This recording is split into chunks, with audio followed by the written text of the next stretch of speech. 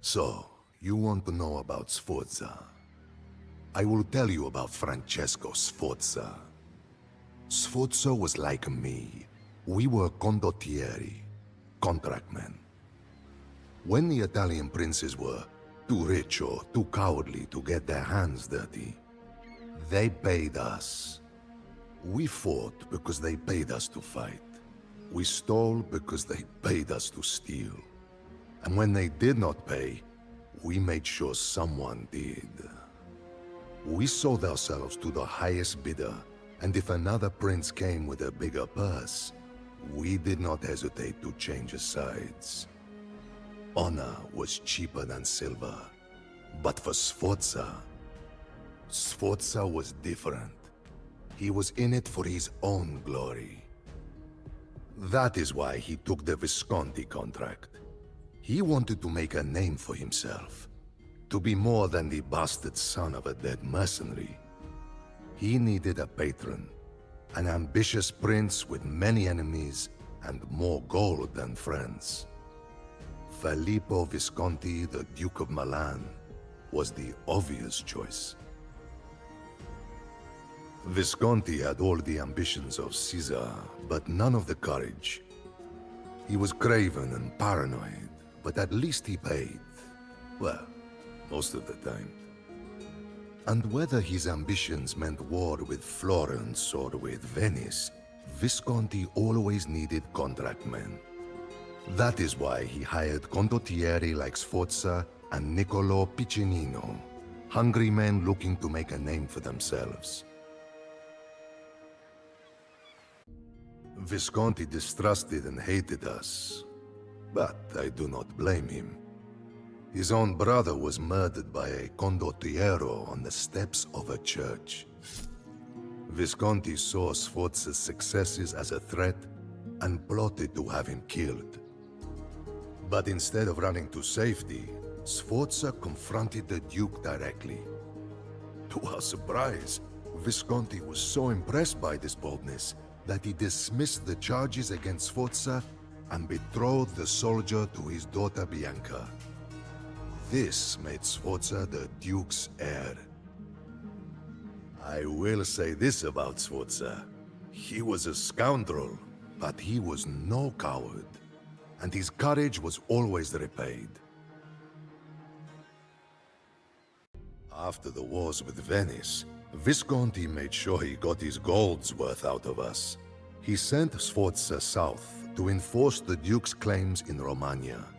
I think the Duke was having second thoughts about Sforza. After we left, Piccinino and his men followed us. Sforza could see through the plot. Although he was betrothed to the Duke's daughter, he knew Visconti was fickle. He also knew that being a landless condottiero was a risky proposition. Sforza needed to be his own man and have his own land.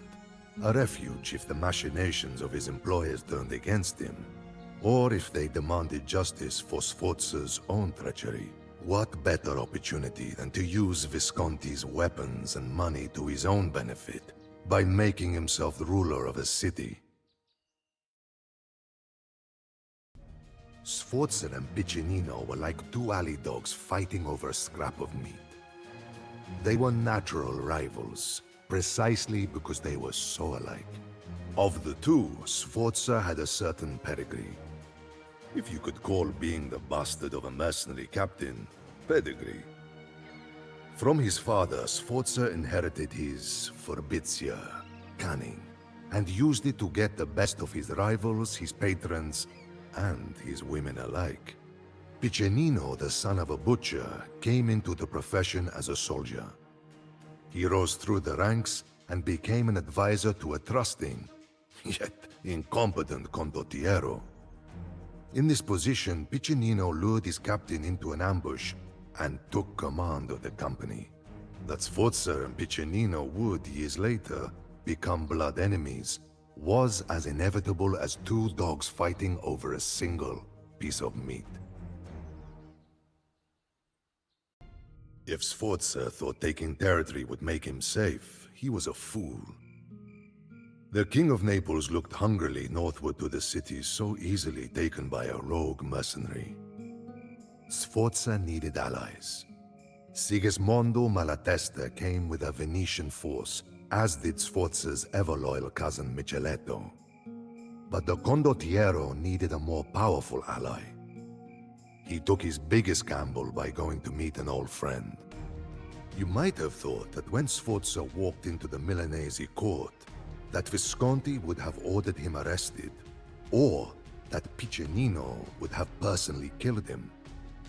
But surprisingly, Visconti accepted Sforza like a father accepts his wayward son.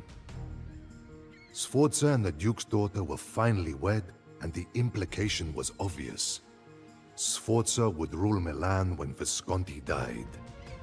Whatever the Duke's intentions, this favoring of the prodigal son incensed Piccinino. He furiously tore his contract and stormed out of Milan. If Visconti would not see Sforza for what he was, Piccinino would find another patron. Pledging himself to the King of Naples, Piccinino had one goal: to destroy Sforza. The battle between Sforza and Piccinino was the centerpiece of the war over Italy. Sforza served Milan against Piccinino's Neapolitans.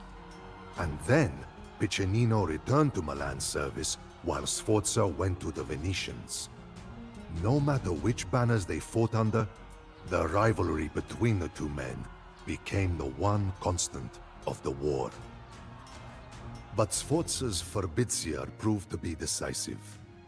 He defeated Piccinino in battles across northern and central Italy. The disgraced Piccinino was finally relieved by Visconti, and spent his last breaths in Milan cursing Sforza's name to his two sons. With his rival and equal finally defeated, Sforza seemed destined to fulfill his grandest ambitions. Then, by a twist of fate, Filippo Visconti died, undoing all of Sforza's plans.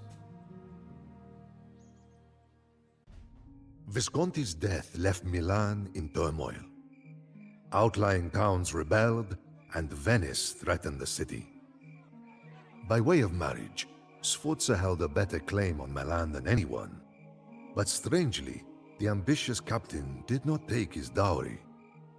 He allowed the lawyers and professors of Milan to fashion a republic with all the trappings and corruption of the old Roman one. They called it the Golden Ambrosian Republic, after Saint Ambrose. But there was nothing blessed or saintly about this republic. Surrounded by enemies, the Republicans of Milan, more skilled at reading books than leading men into war, needed a captain to command the war against Venice. Sforza, by now employed by the Venetians along with his compatriots Malatesta and Micheletto, did not miss an opportunity to once again betray those who paid him, as well as those closest to him.